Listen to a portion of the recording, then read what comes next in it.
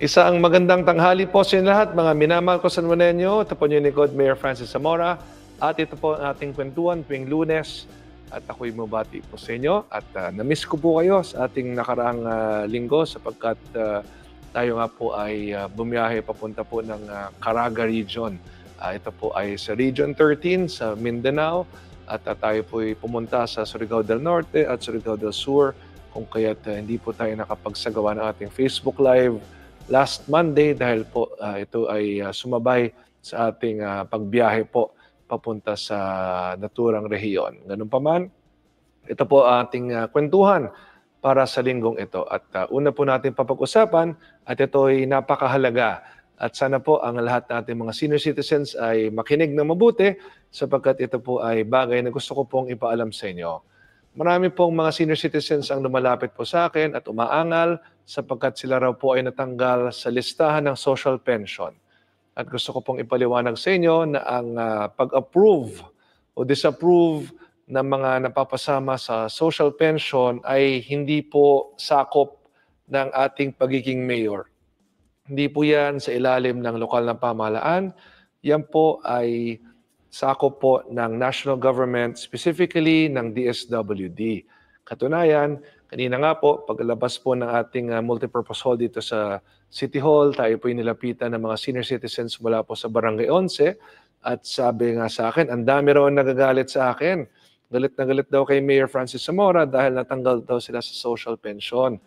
Una-una po, hindi po ako ang nag-approve o disapprove ng napapasama sa social pension.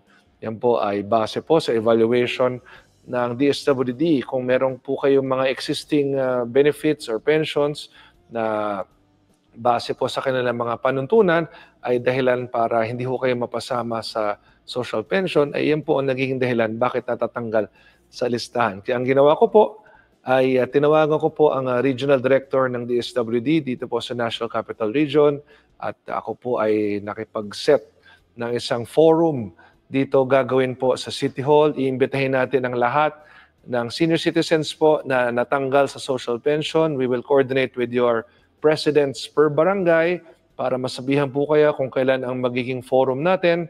At ang DSWD po ang magpapaliwanag sino ho ba ang qualified at sino po ang hindi qualified sa social pension. Dahil ayoko naman pong sa akin kayo magalit. Dahil kung meron lang po akong power or authority over this, kung pwede sana lahat ay makatanggap ng social pension. Pero ang katotohanan po, hindi po ako ang nagdidesisyon dyan. Meron pong mga panuntunan na sinusunod ang DSWD kung sino ang makakatanggap at hindi makakatanggap ng social pension. At yan po ay base sa kanilang qualifications, base sa kanilang evaluation. At kung meron man natatanggal po dyan, ay hindi ko po kayang ibalik ang inyong mga pangalan dahil wala po akong power, wala po akong authority over this particular concern. So please, sana po ay intindihin ninyo na hindi po ito sakop ng ating otoridad bilang mayor ng San Juan. Ito po ay sa ilalim ng DSWD at ako po ay magsaschedule ng isang malaking forum o pagpupulong upang mapakinggan po ninyo ang DSWD, mapaliwanag nila ano ba ang qualifications para ho masama sa social pension. So sana po maging maliwanag po yan sa ating mga senior citizens. No? Kasi wag naman kayo kay Mayor Francis Zamora magalit dahil yan po ay bagay na hindi ko na po sakop. Yan po ay sa ilalim po ng DSWD. So for clarification and for everyone's information, lalong-lalo na ang ating mga minamahal na senior citizens. At ako'y nananawagan sa ating mga senior citizens presidents, mga officers, sana po ipaliwanag po natin ito sa inyong mga senior citizens na ito ay not within the power of the local government, not within the power of the mayor, but it is within the power of the DSWD. So sila po ang magpapaliwanag din sa inyo sa isang pagpupulong na ating gagawin dito po sa San Juan City Hall sa mga darating po na linggo. I will schedule this as soon as possible para nga po mapakinggan niyo po sila. Okay, so let's proceed with our kwentuhan. At tanong ko po sa inyo, napanood nyo ba ang videos ng ating paglalaro ng basketball sa Siargao? At kung ito po inyong napanood, ito po ay ating munting paraan upang yakapin ang mga mamamayan po ng Surigao del Norte sa pamamagitan ng basketball. Alam niyo po, bilang isang dating malalaro, isa po sa mga natutunan ko sa buhay ay ang sports in general, including basketball, ay paraan upang tayo po ay kapag patibay ng samahan, ng relasyon. Ito nga yung tinatawag na building friendship and camaraderie.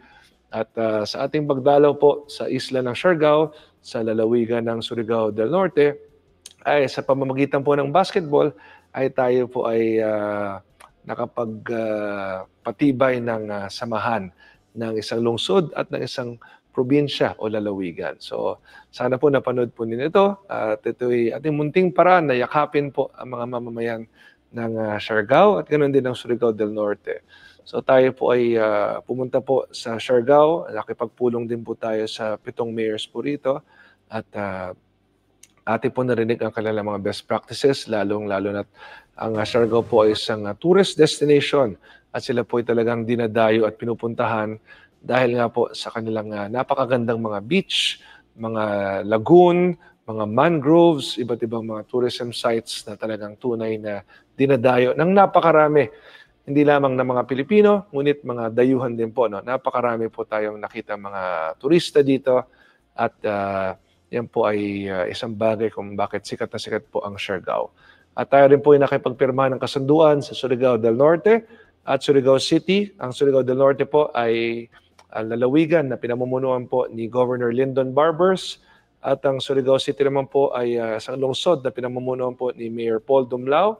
At tayo po ay pumirma rin ng kasunduan with the province of Surigao del Sur sa pamumuno po ni Governor Johnny Pimentel at ganoon din po sa Tandag City sa pamumuno po ni Mayor Roxanne Pimentel. So, 4 na bagong LGUs po ang ating kapatid.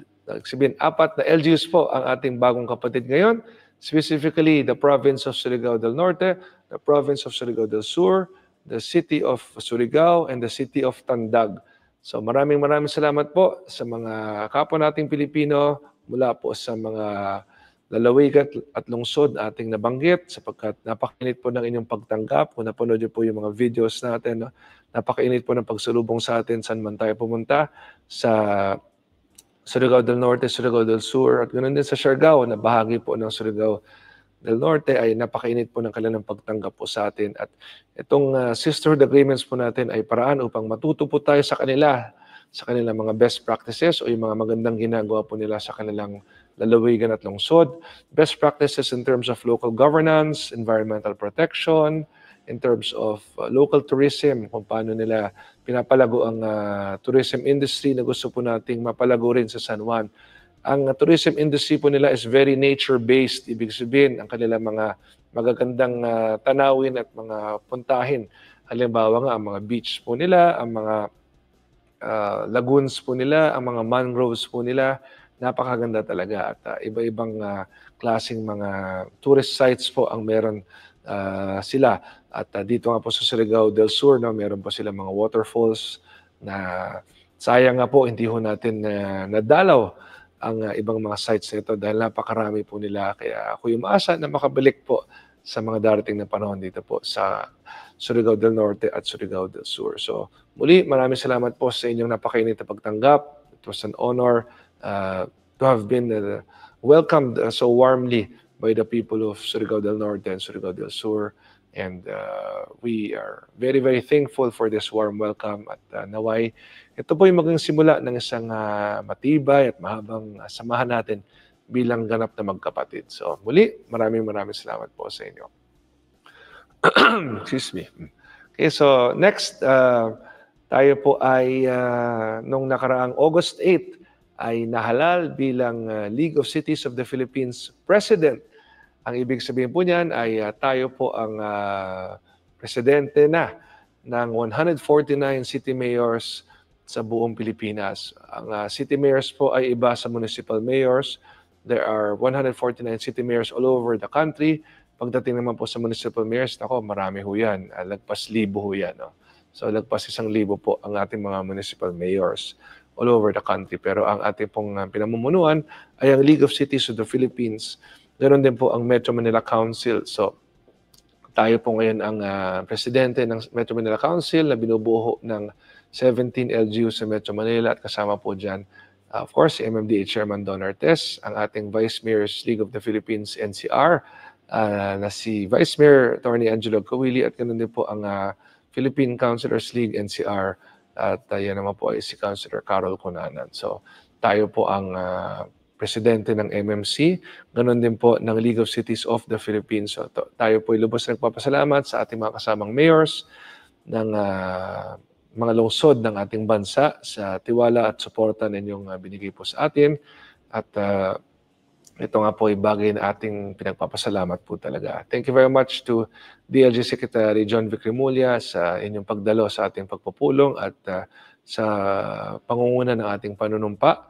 And I'm scheduling an oath with, of course, no less than President Ferdinand R. Marcos Jr. for the entire group, for the entire set of officers ng League of Cities of the Philippines. So muli, maraming salamat po sa inyong tiwala at suporta, at agad-agad po tayong nagtrabaho at naglabas nga po tayo ng isang pahayag kung saan sinusuportahan po natin ang direktiba ng DLG na ipagbawal po ang online gambling sa mga kawani ng gobyerno, sa mga kawani po ng mga lokal na pamahalaan at ng DLG. So under the directive, all employees of all local governments, including barangays, force officials, employees, ganoon din po ng mga kawani ng DLG ay bawal po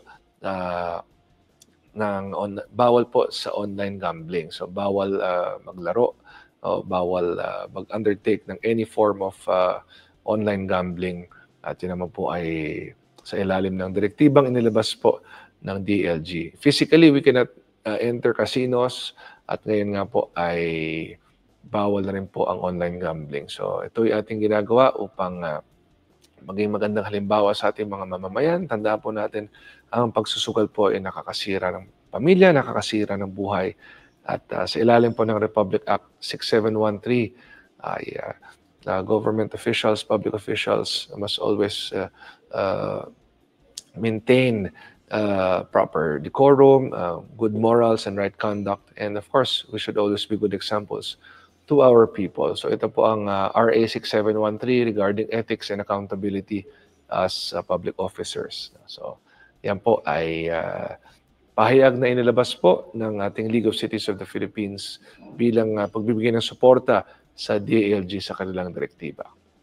Okay, so next ay tayo po ay makikipagpulong sa grupo po ni Ginoong Ramon Ang at ng San Miguel Corporation, specifically with their government relations and their engineers upang pag-usapan, sapagkat alam ko nga, last week ay nagbanggit si Ginoong Ramon Ang na gusto niyang tumulong sa Metro Manila pagdating po sa problema sa pagbabaha. So ako po ay makikipagpulong sa kanila sa mga susunod na araw upang mapakinggan specifically ano ho ba ang kanilang mga plano para po sa Metro Manila, anong klaseng paraan ang gusto nilang gawin na pagtulong sa atin.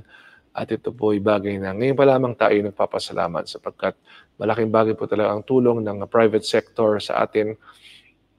At excited po ako mapakinggan anong klaseng tulong nga po itong ihahandog nila sa Metro Manila. So I'm just finalizing the schedule with them. But to Mr. Ramon Ang, thank you very much in advance. Anumang inyong may tutulong, alam ko naman na ang inyong layunin ay maganda. At ito nga po ay upang makatulong maibsan ang problema ng pagbaba dito po sa Metro Manila. And in relation to that, of course, ay nakipagpulong na ang ating mga kawani ng pamahalaan ng lungsod sa 8 pamilya dito po sa Barangay San Perfecto, na ang kanila pong kasalukuyang tahanan ay nagiging dahilan kung bakit nagbabaha dyan sa inyong lugar. So sila po ay ating nakausap na through the city government, but I will also meet with them personally soon para nga po ay agad-agad ma-actionan na po ang problemang ito, dahil alam natin ang Barangay San Perfecto po ay talagang parating apektado po ng pagbabaha. At base po sa ating pag-aaral ay nakita po natin ang ilan sa mga dahilan kung bakit nagbaba sa inyong barangay. At ito po ay bagay na ating actionan agad. At tayo nagpapasalamat siyempre sa mga taong naging dahilan kung bakit po natin ito nasa katuparan, ang ating pagpupulong na ito. At ito po ay bagay na ating actionan po agad. So next, street parking ban. Yes, sunod-sunod po ang ating mga naging mga panayam tungkol po sa proposed street parking ban. So right now, we are currently submitting to the technical working group our proposed streets kung saan sa tingin ng ating mga barangay officials, ganun din ng ating city officials, including yours truly, kung saan natin tingin na pwede pa rin payagan ang pagparada sa ating lungsod. Ito yung mga kalye na bagamat maparadahan man, possibly one-side parking or possibly during certain times of the day, ay hindi po siya magiging hadlang sa maayos sa daloy ng trapiko. So ito po ay isasubmit natin sa ating technical working group para po sa kanilang review at evaluation.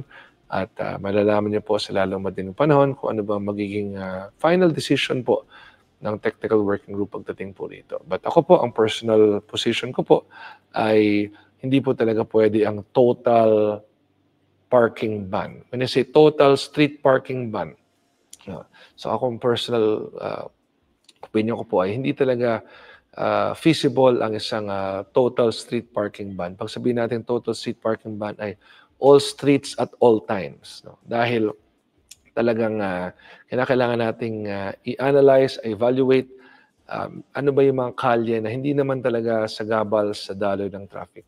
Ano yung mga kalye na malayo naman sa mga major thoroughfares natin. Ano yung mga kalye na hindi naman main roads. Ano yung mga kalye na hindi naman mabuhay lanes.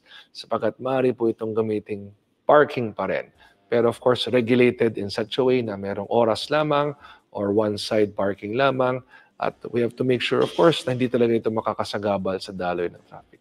At para naman po sa ating major thoroughfares at ganoon din sa mga mabuhay lanes natin, tuloy-tuloy lang po ang ating paninikit at pagkaklamp at pagtotow dito.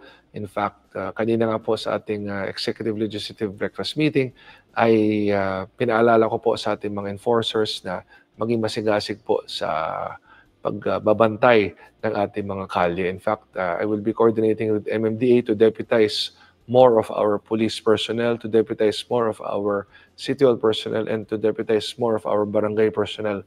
When I say deputize, ibig sabihin bibigyan din sila ng kapangyarihan na manikit, na mag-issue ng traffic violation tickets upang manghuli sa mga hindi sumusunod sa ating mga patakaran. So, yan po ay ating gagawin sa mga darating na araw in coordination with MMDA para ma-deputize nga sila as traffic enforcers. So, next, I would like to share with you that on Wednesday, August 20 at 8 a.m.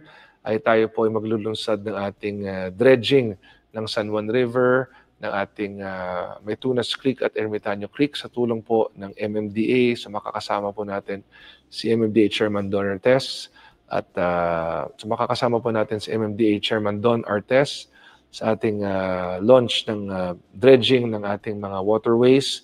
Mahalaga po ang dredging dahil sa tulong po ng dredging ay muli nating binabalik ang lalim ng ating mga ilog at creek na ngayon ay bumabaw na dahil nag-ipon na nga po, no? Naipon na ang silt, naipon na po ang burak, yung ating mga basura. So, kinakailangan hukayin po ito na hukayin upang bumalik ang lalim nito. At yan nga po ang ating sisimulan gawin sa August 20, Wednesday at 8 o'clock. Hindi po ito isang araw lamang. Ito po ay sunod-sunod na mga araw. Tuloy-tuloy po itong pag-dredging natin upang bumalik nga po ang lalim ng ating mga ilog at mga creek dito po sa lungsod ng San Juan. So, kung naalala po ninyo, 2 weeks ago tayo po nagkaroon ng isang pagpupulong with our barangay officials kung saan grabe ang pagbabaha to determine ano yung mga areas na dapat nating solusyonan, ano yung mga areas na maaring natayuan na po ng mga structures na kailangan natin tanggalin, anong areas yung mga tinitira na ngayon na kinakailangan nating ilipat sa ibang tahanan upang hindi maging sagabal po sa daloy ng tubig sa ating mga drainage system. So, ito po'y bagay na ating nasikaso na at tinututukan po natin ng mabuti. And next, also on Wednesday, August 20, at 10 a.m. ay formal na po natin bubuksan ang Barangay Hall ng St. Joseph. So, sa lahat po na taga-Barangay St. Joseph, magkita-kita po tayo sa August 20, Wednesday, 10 a.m. Diyan po sa pagbubukas ng inyong Barangay Hall dito po sa ating National Government Center. So, hindi lamang ang inyong Barangay Hall ang ating bubuksan, formal na po natin bubuksan ang inyong wooden covered basketball court. Okay, so yan. Alam ko matagal nang hinintay ng Barangay St. Joseph yan at yan nga po, starting Wednesday ay magagamit yun na po ito. Nais ko pong ipalam sa inyo na ang basketball court ng National Government Center ay ang basketball court ng Barangay St. Joseph. So it will be under your control, under your jurisdiction. Basta Kap-Reggie at mga kagawad, siguraduhin yung meron kayong ordinansa po patungkol dito, patungkol sa mga rates kung sakaling ito po ay inyong i-rent out for income ng inyong barangay, make sure meron tayong ordinansa. Bawal na bawal po ang maningil na walang ordinansa. So ang aking bilin sa mga mamamayan ng St. Joseph, alagaan po ninyo ang inyong bagong mga pasilidad. Magaganda po ito, lalong-lalo na ang inyong wooden covered basketball court. Magugulat po kayo pag makita nyo kung gaano kaganda yan. Pakialagaan po ang inyong mga pasilidad at ito naman po ay para sa inyo. Kung gaano katagal yan tatagal ay depende po kung gaano kaganda ang inyong pag-alaga po dito at gaano kasigasig kayo na siguraduhin hindi po masira ang inyong mga pasilidad. So please take care of your facilities para po sa inyo yan, para po yan sa mga mamamayan ng Barangay St. Joseph. At pagdating naman sa ating barangay caravan, meron po tayong nakaschedule na caravan sa Barangay West Crame on August 22, 7 a.m. Friday po yan. So makita-kita po tayo sa Purok 41 sa inyong pong multipurpose building dito po sa Road 7. At I will be there, of course, to join you sa ating barangay caravan para po sa Barangay West Crame. At sa August 26 naman po ay magkakaroon po tayo ng Love for All. Ito po ang medical mission ng ating First Lady, Lisa Araneta Marcos. So we will coordinate with your barangays for this. Kung ilan po per barangay ang maaaring pumunta at ano nga po ang mga services na maaaring matanggap. So please coordinate with your barangays. Kami po ay nakikipag-ugnayan na po sa kanila para dito. At yan po ay ang mga susunod na gagawin natin sa mga darating na araw. 2 araw din po ang holiday. August 21 at August 25. So meron po tayong 2 holidays sa mga padating na araw at yan nga po ay ang ating mga schedules na papagdaanan sa mga darating pong araw natin. Okay? So ako rin nagpapasalamat po sa ating Special Assistant to the Mayor na si Rocco Zamora sa kanyang pagpunta para sa akin sa kapistahan ng Barangay Salapan at ganoon din sa kapistahan ng Barangay Progreso. So si Rocco po ang nag-attend para sa akin sa procession yan. Bagamat umuulan ay umikot po sila sa procession yan. Si Rocco po yung humihila ng karosa kasama ni Kapitan Ai Tijoso. So maraming salamat Rocco sa iyong pagpunta para sa akin. Ganoon din po sa kanyang pagpunta sa Barangay Progreso. No? Sa 2 kapistahan po ang nakaraan nitong nakaraang linggo ay 2 pista po ang naganap at si Rocco po ang nag-attend para sa akin. So thank you very much Rocco. Bait-bait mo talaga. And of course, kahapon din po ay tayo ay nagpunta sa Mary the Queen Parish dito po sa Barangay Green Hills sapagkat nagkaroon po ng advance Fiesta Mass in celebration of the Feast of the Queenship of Mary. So tayo po ay naanyayahan kahapon. Kasama po natin ang aking may bahay na si Kerry, ang aking 2 anak na sina Rocco at Amanda, at ang aking ina na si Rose. So tayo po ay nag-attend po ng Fiesta Mass kasama po ang ating minamahal na Jose Cardinal Advincula, ang Archbishop of Manila. So we are very thankful for his presence.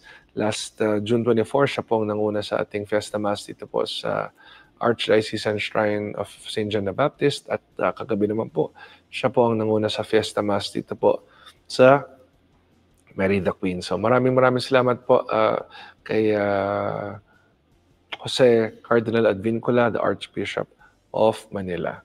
So please also continue to follow my Metro Matters column dito po sa Manila Bulletin. Tayo po regular nagsusulat po para sa Manila Bulletin at tuwing meron po tayong column ay binabahagi ko po ito sa ating social media. So Ang last article nga natin ay ang New Chapter in Governance Begins in San Juan City. At yan nga po ay tungkol sa ating National Government Center at sa Bagong Pilipinas eGovPH Servicio Hub na matatagpuan po dito sa ating NGC. So this is first in the Philippines at tunay nating pinagmamalaki. So pakibasa na lang po ito. Nandito po yan sa ating Facebook account at Facebook page. Ganun din po sa ating Instagram. So I also encourage everyone to follow our YouTube channel. Ito po ang Francis Zamora Official. So panoorin niyo po ang ating mga content dito po sa ating YouTube channel.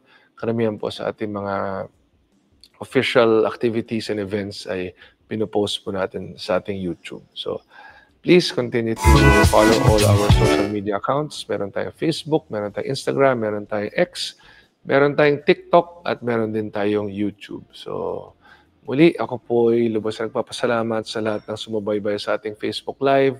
Kung meron ho kayong mga katanungan, mga hinaing, mga bagay na gusto nyong ipaabot sa akin, mag-message lang po kayo rito sa ating Facebook Live, o di kaya makipag-ugnayan po sa ating Mayor's Office. Meron po tayong team dito na kakausap sa inyo kung meron kayong mga pangangailangan. At again, gusto ko lang paalala, kung ang inyo pong pangangailangan ay medical, financial, hospital, or burial assistance, hindi nyo na po kinakailangan mag-text sa akin. Just please go straight to the Public Assistance Center dito po sa San Juan City Hall o di kaya sa Mayor's Office o di kaya sa Office of the Congresswoman, ang tanggapan po ni Congresswoman Bel Zamora. So any assistance-related request, please, no need to message me. Diretso na lang po kayo sa mga tanggapang ito. At ganoon din, kung meron kayong mga schedule o appointments o meetings na gustong gawin, please go direct here to my office to schedule. Kasi sa totoo lang, sa dami po ng messages na pumapasok sa ating cellphone araw-araw, hindi ko na po nababasa lahat dahil lagpas 1,000 po, araw-araw po yan. Text, Viber, WhatsApp, Telegram, lahat na ho ng klase ng communication tatatanggap natin at lagpas 1,000 po yan araw-araw. So, hindi na po namin talaga matrack lahat. So, please, kung mga medical, financial, burial, hospital assistance, please just go straight here to City Hall, specifically sa Public Assistance Center po natin upang matulungan po kayo. Kaya muli sa inyo lahat, maraming salamat po sa pagpapanood ng ating Facebook Live. Ito po ang inyong Mayor Francis Zamora at ito po ang inyong makabagong San Juan. Maraming salamat po.